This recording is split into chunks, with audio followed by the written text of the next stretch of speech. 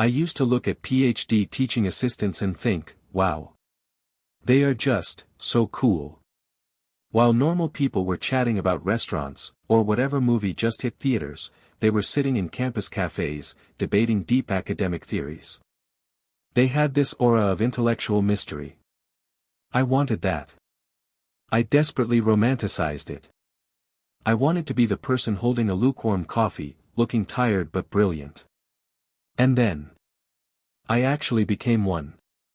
Welcome to the reality of academia. Before you apply to a program, we need to talk about the 3 distinct stages of academic delusion. Stage 1, thinking a PhD is objectively a good thing for anyone to have. Stage 2, deciding that you actively want to get a PhD. Stage 3, actually being psychologically and practically suited for a PhD. I was barely at stage 2 when I started. And, spoiler alert, I didn't turn out to be a very good PhD student. Whatever passion I initially had for my subject was completely consumed by the grinding machinery of the process itself. The system chewed up my romantic ideals and spat them out in the form of endless revisions. So, how do you know if you are actually cut out for this? Well, the billionaire investor Charlie Munger had a famous rule for solving difficult problems: invert, always invert. You see, talking about what makes a successful PhD is honestly kind of useless. Success in academia requires a million different variables aligning perfectly. Luck, timing, a benevolent advisor, funding, it's a mess. But failure? Failure is predictable. The traits that guarantee a miserable, soul-crushing PhD experience are highly unified. If you have these traits, you are practically guaranteed to suffer. So, let's invert the problem. Let's talk about the red flags. Let's start with the most common trap. Doing a PhD purely for the job prospects.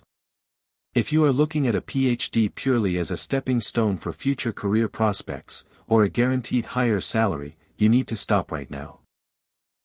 You will struggle to survive the day-to-day grind of pure research if your only motivation is a distant paycheck. Because the math just doesn't math.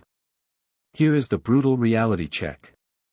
When you do a PhD, you are trading 4 to 5 years of real-world, compounding industry experience. Think about your peers. While you are optimizing a hyper-specific variable in a lab, they are getting promotions.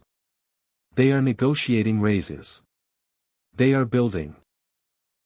Unless your specific PhD research directly offsets that loss, like, say, you are building an AI algorithm that a tech giant desperately needs, it is a massive sunk cost. You are giving up half a decade of earning potential. The PhD premium on your future salary rarely makes up for 5 years of compound interest and lost wages. This brings us directly to the second warning sign, the financial trap. Let's talk about your family, your obligations, and your desired quality of life.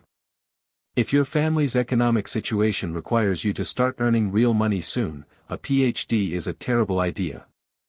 Or, if you simply value having a high quality of life in your 20s, again, run away. Let's be entirely honest.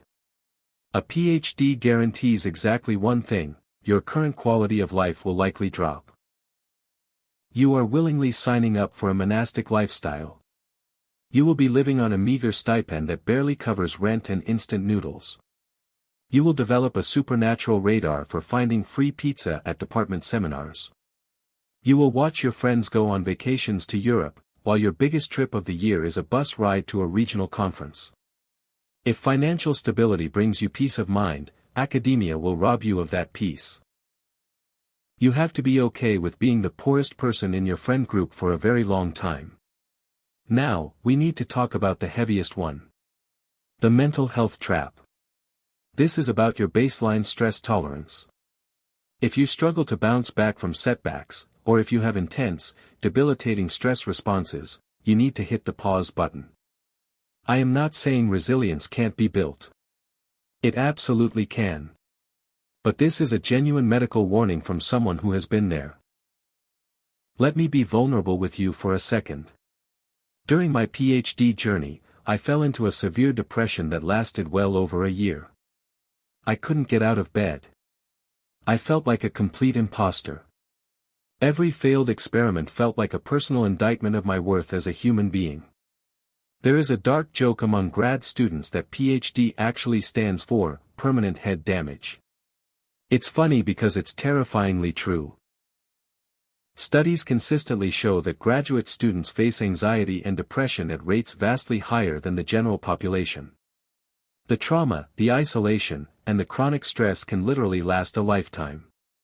So, hear me when I say this.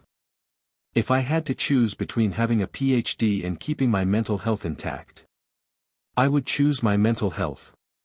Every single time. No degree is worth losing your mind over.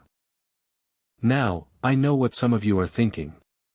I can hear the furious typing in the comments already. But I know a guy who made 300 grand right after his PhD. Or, my cousin breezed through her program and she's super happy. Yes. Absolutely.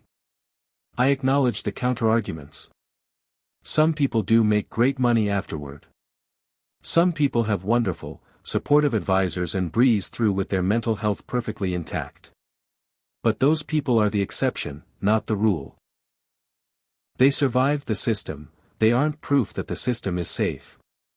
So, I want to give you a simple litmus test. I want you to look inward and ask yourself a very uncomfortable question.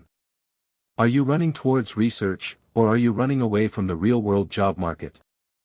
Are you applying to grad school because you literally cannot imagine a life where you aren't discovering new things? Or are you applying because being a student is safe, familiar, and postpones the terror of adulting? If it's the latter, the PhD will crush you.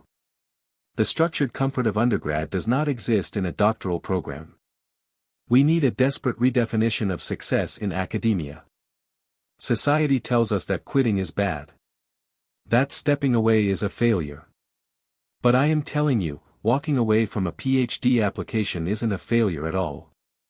Choosing not to go into debt, choosing not to sacrifice your 20s, and choosing to protect your mental sanity. That is an incredibly mature financial and psychological decision. It takes guts to look at a prestigious path and say, no thanks, that's not for me. During a PhD, you will have to make a lot of critical decisions. What lab to join, what thesis topic to choose, how to handle reviewer number 2. But the single most important decision happens before you even open the application portal. Should you do this at all? It is a choice that will alter the trajectory of your entire life. It will dictate your finances, your relationships, and your mental well-being for the next half-decade. Don't make the choice just because you like the aesthetic of a tweed jacket in a coffee shop. If you are on the fence about applying, or if you're currently in a program and feeling exactly what I just described, leave a comment below. Let's talk about it. Vent. Share your story. You really aren't alone in this, even when the lab feels incredibly isolating. Subscribe for more honest, unfiltered conversations about academic life, career traps, and mental health. Take care of yourselves out there, and I'll see you in the next one.